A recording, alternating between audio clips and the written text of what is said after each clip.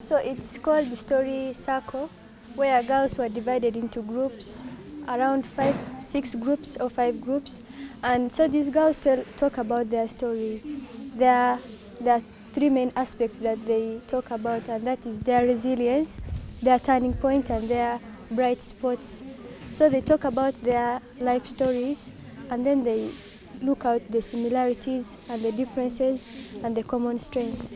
And then what's the end result of this? Why are they talking about all this, and what's the purpose? The purpose is to, I think, is to relate to each other's story, and find comfort in each other's stories. So after all this session, they are going to make a video out of it. They come up with one story, either from a personal story or from a story that they create. Yeah, so like the end point is to make a video with concerning those 3 aspects that I talked about. As you're sitting in, I mean, these are very, very personal, intimate stuff, right? I mean, how do you feel listening into this and being a part of it? So me personally, at some point I almost got emotional. I almost cried because of one girl's story. Then at some point I felt happy and strong because of other girl's story. She was talking about her resilience and how she overcame her communities, like their negativity. One is talking about resilience, the other is talking about strength, the other is talking about like her turning point, the other is talking about her sad stories. So like this change of emotions, you keep on changing your emotions, and this tells you that all of us have stories, compelling stories to tell, but at the end of the day, there's similarity in your stories. She was 17. The mother said, no, you need 17 years. But if you still want to stay in my home and eat my food, you can. That's not just a direct statement, but it's just like telling the girl to go away from her home. That's how they chase you. At times, some people begin to force you to get married. They say, for theirs, they don't consider anything. They consider if they have cows and cattle. That is wealth. That is what they consider. Even if a very old man, even my friend got married to a certain old man, the man is even very weak, let me say. But that man married her because of the cattle and the rest of the things. And what they believe is that if that man has got children, he produces the children of that man. So for them, they don't care whether the man is old or what. That's what they do. And it's very hard. Can I ask you a question? Like, are the girls pleased to have such men? Oh, it's against their will? It's not their will, but they are forced. At times you're beaten thoroughly. It's just a force. Some girl was just in P5. She was taken to marry that old man. Now she had no parent. Let me say she was staying with her uncles. Uncles forced her to marry that man. She was beaten. At times you're even taken to the river. You're drowned until you accept to go to that man's house. That's what they do. Everything is just a force, as if they have some cow down mind. You don't understand. That's how they do that things. Very hard. Okay. But I don't have this beat because I'm booked. You're from which culture? I'm a Dinka from South Sudan. Oh, I've seen a photo and a caption on it. It was a girl from that part, South Sudan, and she was dressed in your cultural wear. She was 14 years old, and many men were holding her hands, and they were forcing her to enter a certain car. And the words were like, they are forcing her to get married to an old man. It was against her will. That's what they do. Exactly, that's how it is. Okay. They force you. You're forced. And by all means, you must accept, unless you run away from home. You go to another place. That's the only solution. And it's normally very hard. When they take girls away from school, it is very hard for girls there to study. Yes, even in our country, there's a culture of the Borana. I was asking if you are a Borana. Yeah, even that girl participated last year in the Girls' Voices. Like she Radia. Was, Radia. Not Radia. I forgot the Usna. Not Usna. Yeah, she's just I've forgotten the name. She's just from the eastern part of the northeast part of Kenya. So she was supposed to be circumcised, and she was circumcised twice. twice. A girl. Yeah. And so she was booked when she was young. Even them they have that, but they put it on the leg, a black one. So the man who booked her died when she was in class 8. You call it P8, yeah. The man died. So she ran away from home and she came to Nairobi. The elder sister ran away before she was circumcised, and she came to live in Nairobi with her aunt. And now she was not circumcised, and then she's not following the rules and the custom of the community. So they are like, the girl is like an outcast to the community. She lives in Nairobi. She has already finished. She's in university. She was taking accounting. Yeah, banking and accounting. So this girl, she told us that in their community, that if you are born like a girl, you follow what the community says. You don't follow what your aunt says. They don't go to school. Like her, she was lucky that the man wanted to marry her when she finished P8. But in their community, girls don't study. After you have been born, you just take care of the family. You know how to cook, all the house chores. Then you get married. But her, she did a change. Even now, she was telling that story, and she said she's going to that place to take the siblings, because the siblings were to be cut this Mature, so they could live at the incubator. My mother lived there at the hospital for a whole week, so that they can make my. And the other one, baby, she was fine because they could say she was tired.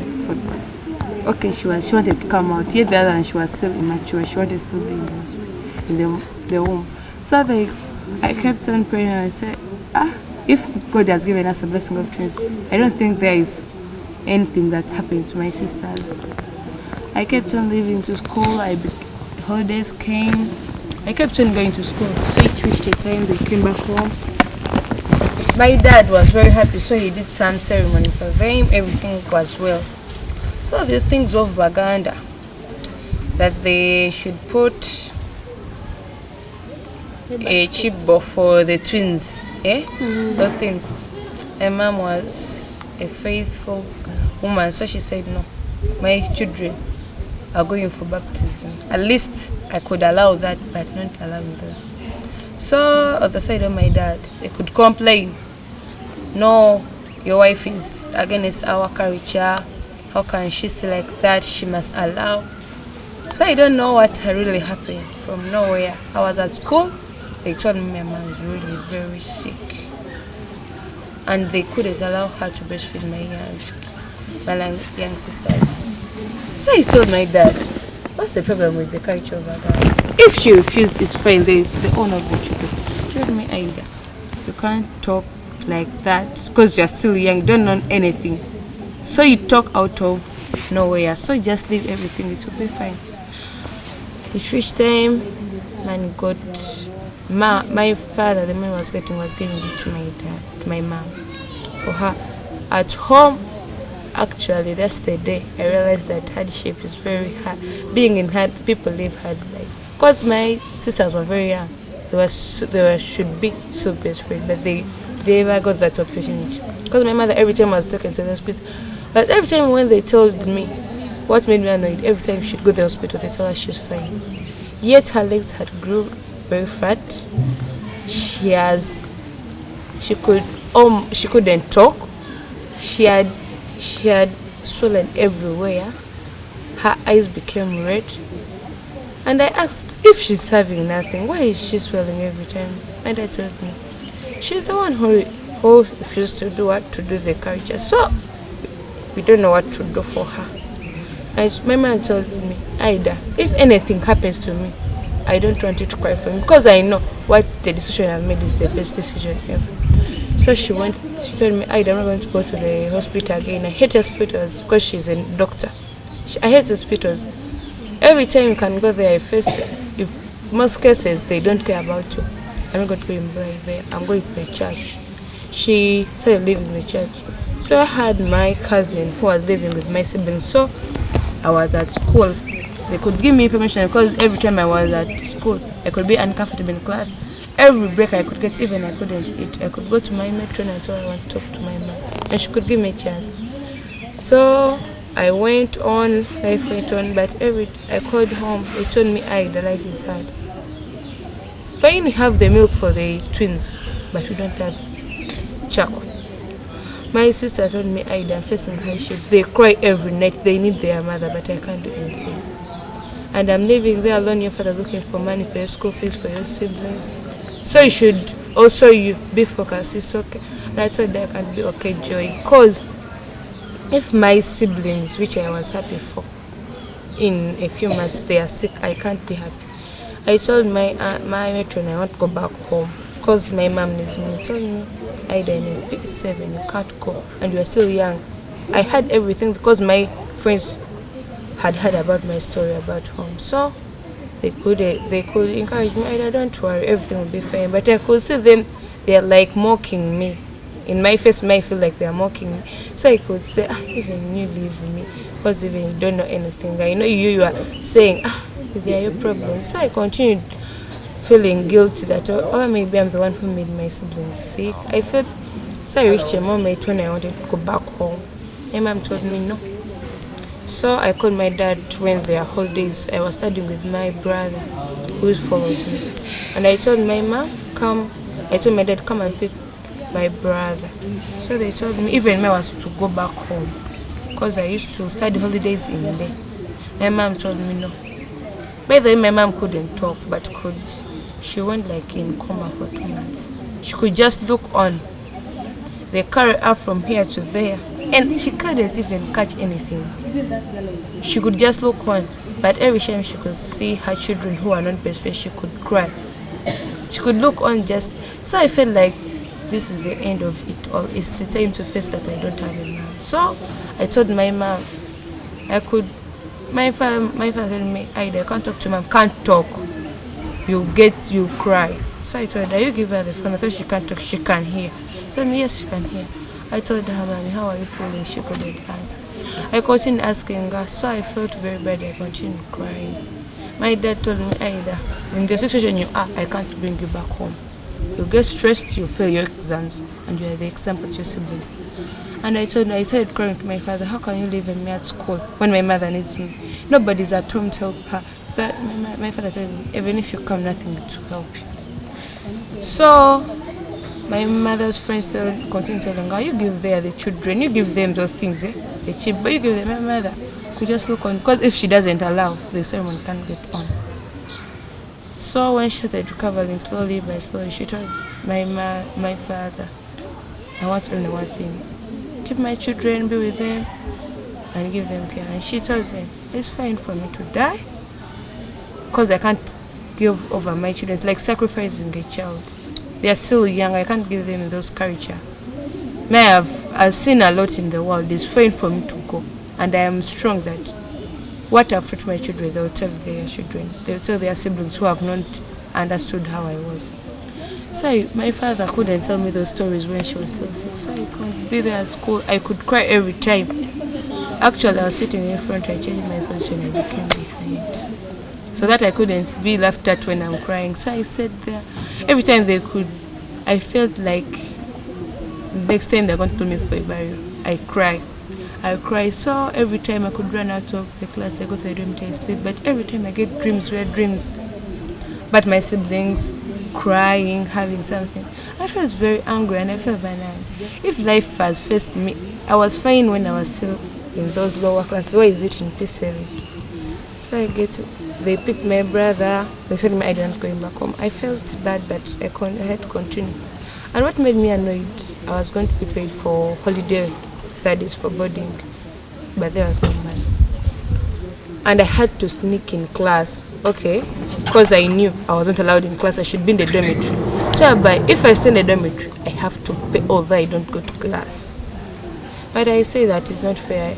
I'm not studying. I'm at school. My mom needs me. What should I do? So my matron loved me so much. Told me, Ida, you know what? There's the days they don't check. You can go and study. When you see the bus, you come back to the room. And I felt very angry because I've never left that life. I left in the life thing like everything should be there. What I want, I should have it. I could continue using that method, and I learned something.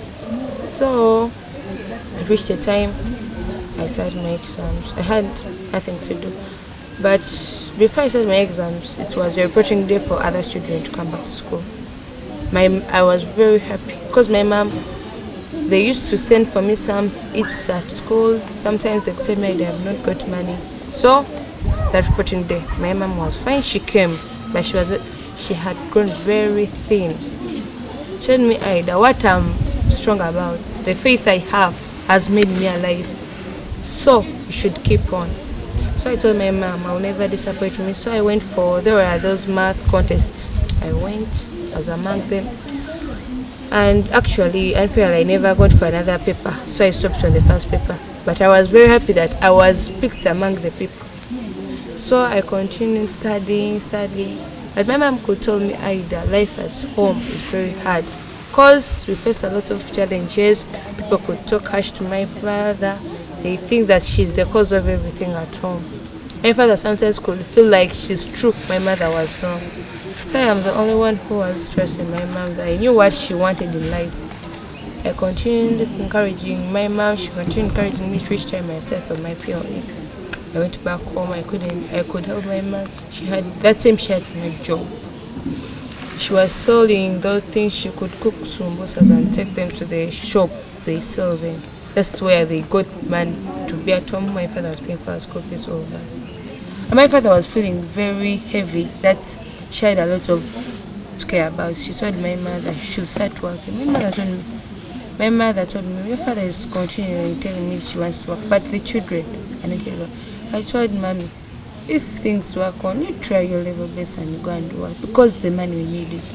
She went and she asked for a job at the hospital she gave birth, and luckily she was given a job and she now working. So I continued. When I passed with my PLE and I went to secondary. But something I learned from that time is that you should never give up. Because if I decided, because I had a decision to say, I said to my mother I want to stop studying because she was passing through the ship. I had the decision to say I can't go back to school and I stay home. I do that one. But sometimes we should stand out. We should hold our flags. We are the one to be an example to others. Other people thought that that's the end of our family's life. But God stood out. Till now my mother is fine. We are a happy family.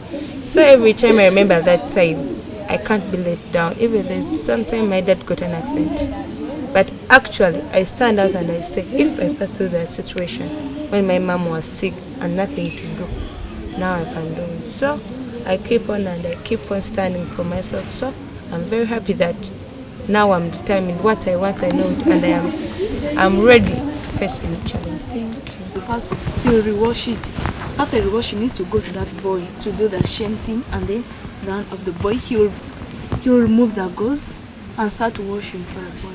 Of the boy was down. After washing yours. After mine, to use my same gauze to go to that boy. Of the boy was the hands plus the legs, but mine was from here up to down.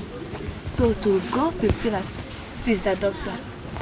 What she does for me will be the same things we do for that boy. Now from there, she has to buy more oils for us, those engine oils, so that will secure us. Now from there, I said, now my leg from down, this part those grow okay, but mine was there. So I have to do some exercise whereby my legs were just stationary. So we'll fix her hand looking for all means. So we'll place her hand here and then pull it slowly. But I'll be screaming that if you don't want to be lame, don't scream. It's for your own benefit. That's what you can tell me. But all when tears are running from my eyes, that's less you can make it. You can't be lame. Every day, that's the daily routine. And then we'll go to that boy again. He'll go, he'll look for the part which is not which haven't got burned. He will touch it, use the same Vaseline. He'll go there, he'll do that exercise. When I'm improving, the boy will be improving. And from there, now there is a day when the wound is still fresh. I tell her, I want to move, I can't continue staying in one place. Always I'll be disturbing the doctor. I said, doctor, I can't stay in one place. So it reached at night, my mother said that we are going to tour the whole hospital. She carried me on her back. That time, the wound is there, fresh, on her back. She just gave me a vest. I used to put on vest and then jumper. That's all I put. She carried me on her back. And then that day I put on skirts, which is just round. That we are going to move. Nobody will know. Because they say that there's house fly, that's the big one, which is really dangerous. Yeah. So we have to say that, no, last time you'll be safe. I know how it will be done. So put me a long skirt. When you're moving out from the room, nobody knew, like, this is the girl who cannot move, who cannot do what. Nobody recognized us, only me, my mother. She carried me on her back, we moved the whole hospital. We came back. It was at night. Then in the morning, one of the nurses said that, yesterday, I saw you with this girl outside. My mother denied that, no, we never went outside. That it's not her. I never went outside. You can see me always inside. So in my things, I can't go outside. All of us denied. Came from there, doctor. I said, doctor, I want to go outside. If not, that you can't. So now from there, I said, no. After, my mother said, Aisha, just endure for this moment. One day, one time, you will walk with God's grace. Then from there, one day, now from there, I started turning here. From the bed, I have to put my leg down. That's when my muscles are okay. Now exercise, they don't have to move. Then from there, Sultan, from here, I'll sit like this. But the blood moving downwards, my leg began itching. It started itching very fast. It will take me back. That's not the fast. Every day, so that's the thing to do. After 5 hours, that's the one of the thing. My blood have to move. So just get me that Lisa, can I turn you? I say, yeah. You turn. Is that turn it? That if you start itching, that's the blood moving. That's time your body is functioning. No problem. We go back. Now from there with the blood, then now I can see there's improvement by some of the parts. It began, this leg was the one because it was not badly injured. There's some changes from red, it was becoming whitish now, becoming better. Now from there, only the gloves could be applied here like this, around the leave this part because it was not all that now. Then from there, I stayed. I thought, can't I move? That Lisa, you wait for 2 days, you will move. Now I started, it's like a baby moving. Started moving afresh. So that, oh God, is this how I'm going to end? I never gave up. I said, don't. Try your best. So hold me, there is another one. There was those things for those people have been like back probing those grandmother. Now they brought it to me in that room. Then I could hold it and then start moving like a baby. If you start itching, I'll sit down, but still the pain will be there. So take me back to the bed. I'll go back, just lying like this for 3 solid months. Then from there is a day I surprised the doctor with my wounds. I said, I'm tired, I can't continue being in the hospital. So I like doing exercise every day. I'll get up, I'll use that wheel there, I'll move around and then I'll come back. Now the day I left the room, that room of mine, it was a special room. I went to see my friend, the other boy, who got burnt with petrol.